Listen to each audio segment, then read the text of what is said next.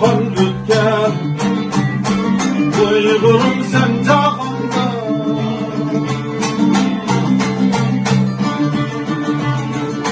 Sultan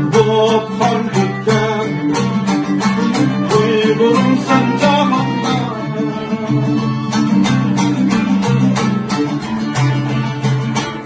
Alem şahit bolğandı Tarih yazganda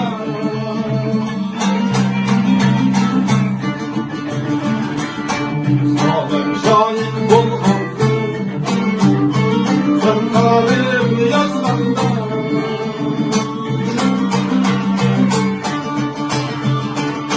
Dost digenle atmış İnsan bağmış şeytanda Cemaati uygunuz esir atlatmanda Esir atlatmanda Cemaati uygunuz esir atlatmanda Esir atlatmanda Atlandık biz bugün Cenge anlasın cengi var Karşımız bu alemde Atlandık biz bugün Buldu bir büyük cenge Anlasın cengi var Karşımız bu alemde Her kirlilik mehlilik Yansın her yerde Yansın her yerde Her kirlilik, mehlilik yansın her yerde Yansın her yerde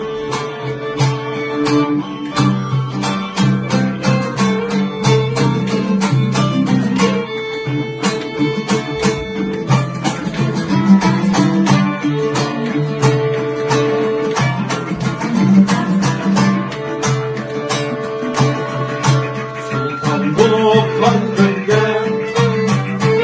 Uygurum sen cahanda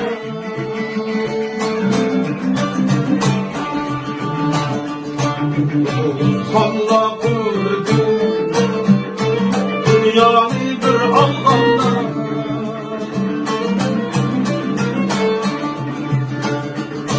Umrahanla şerçti Alemge taralganda Cemaati uygunuz esir atlatmanda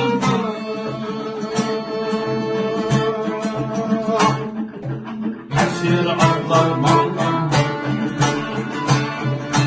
Atlandık biz bugün Buldu bir büyük cenge Anlansın cengi var Karşımız bu alemde Atlandık biz bugün Buldu bir büyük cenge Karşımız bu alemde Her kirlilik, mehlilik Yansın her yerde Yansın her yerde Yansın her yerde Yansın her yerde